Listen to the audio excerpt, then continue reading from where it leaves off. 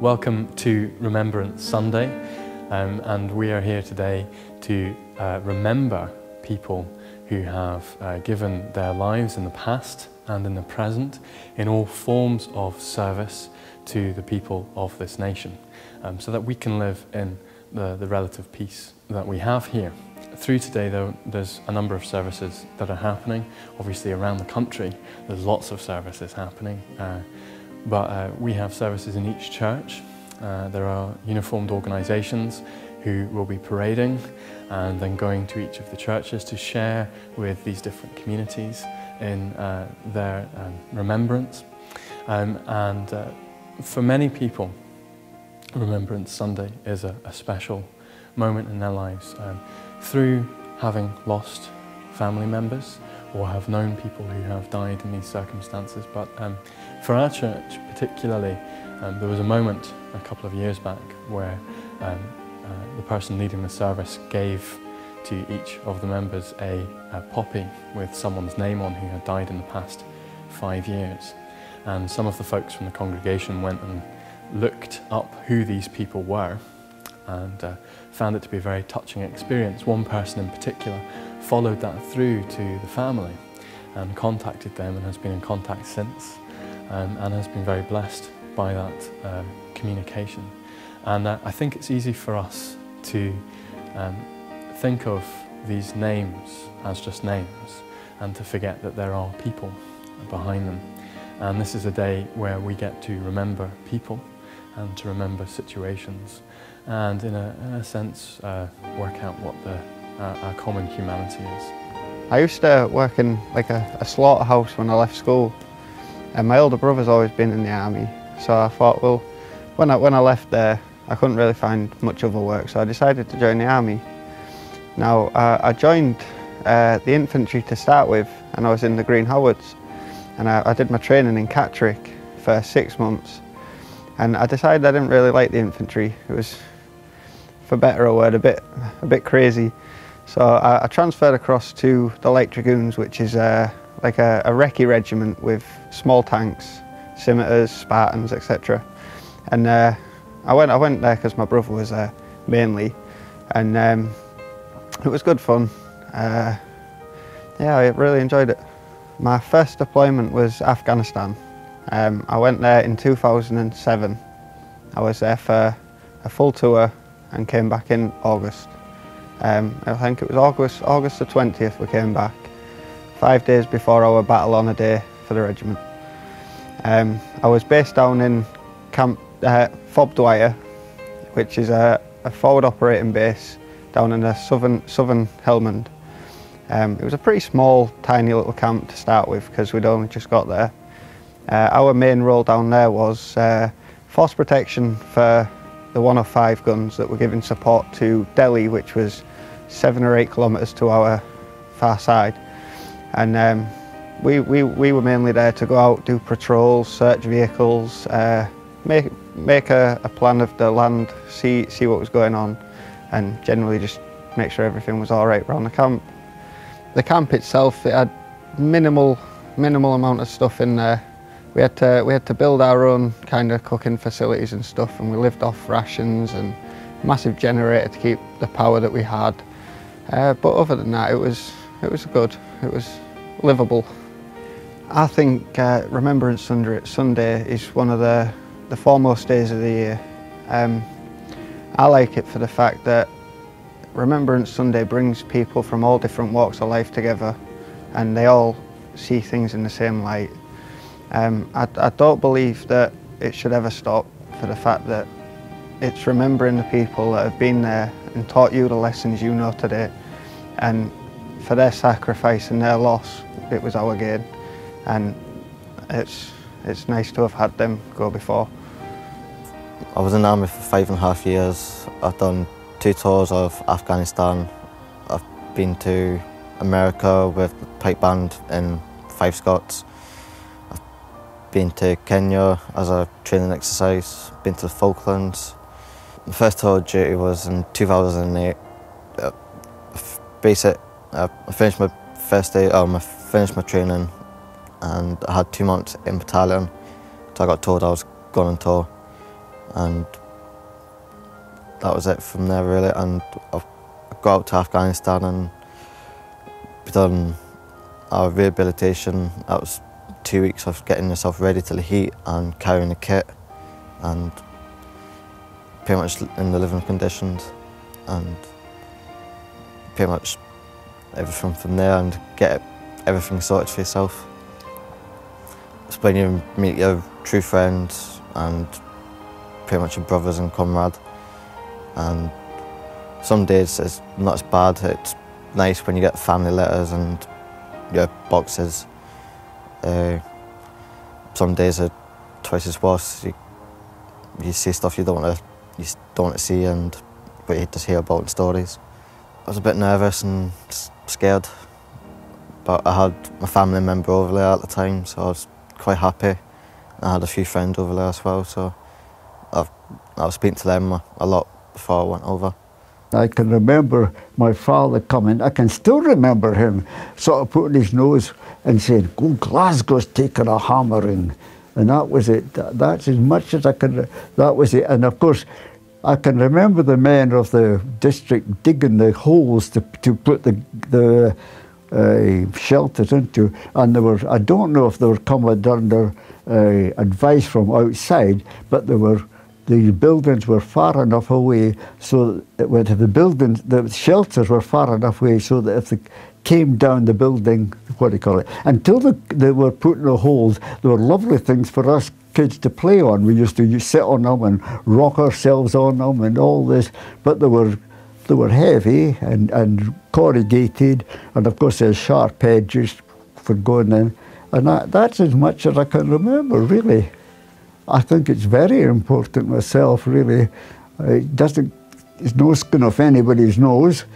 And a lot of men, particularly in the First World War, I think, gave an awful lot for it, as opposed to, I don't think the Second World War had the carnage that the First World War had at all in that trench warfare between Britain, yes, and France on one side and Germany on the other side. And of course, that's I think we all remember, we're reading about that, and then of course the Second World War was a different kettle of fish, where Jap was all over the world, really. It wasn't just in Europe. And yes, I think it's important. Well, when he was called up, he was working for Johnson's livestock, and the boss said he could get him off, but he said no, he wanted to go. So he went in December 1939. He was at Hadrian's camp at Carlisle first. Then he went to Surrey, I think Surrey, I don't know. And then they went to Africa, and he was on that Tobruk to Alamein, and that's where he was captured. We'll ask him to go for the ammunition, and he volunteered, and he asked a mate to go with him. The bombs were dropping right behind them, and then he was captured. On the 10th of June 1942, and they went to Italy, and I think he cleaned trains in Italy. That was his job.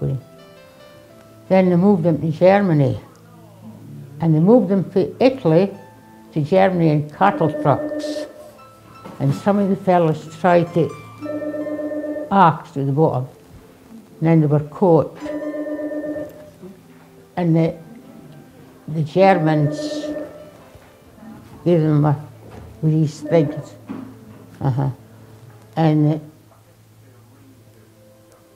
I worked at a quarry when he was in Germany. But when they got moved, they had to get deliced. In the German plate, it was clean, but they never got much to eat. Soup and a bun, he said. But near the end of the war, they took them, a whole lot of them were marching, and Jimmy and two others told them to move up, and they rolled down the bank, and they got away. Because they were frightened. They'd heard about them. They heard about them Germans, you know, in the gas chambers. A lot of them thought they were getting marched there. But they stayed in a wood. They made themselves a hut. And there was French people working in a field. And they used to bring them food. So they stayed there for a bit. And then Jimmy was washing himself one morning at the stream, and there was a German. He came and asked for cigarettes. He was okay, he spoke perfect English, so Jimmy gave him cigarettes. Then we were trying to get to the American lines, and I think there was another 3 Germans, and they were giving their shell up as well, so the whole lot of them. And you reached the American lines, and the commandant gave them cigarettes, and they hadn't a smoke for a long time. His head was going round. And they put them up in a hotel in Germany that night, and he said to them, if you want a car, just take it. So he got a car, and they went to there till, well, back to Britain in 1945. They were in Brussels. And I'll tell you this bit as well. The commandant says, now lads, you're going out tonight. You don't want to picking strange women up. You'll be back in Britain tomorrow. I would say to any remembrances, give us reasons for it. There's lots of reasons to remember it. There's very little reasons not to remember it. I think it doesn't cause any harm. It brings the nation together, even if it's only for one day. And it's no skin off anybody's nose to go. And I'm not saying just that lightly. They actually do go and remember. We have in every village, probably in Britain and towns, you've got somewhere in it a plinth or something showing the men who died from that village, or the men in a churchyard somewhere there. If we remember like that, it's not too much to remember on one day as well. That's where I am. Okay.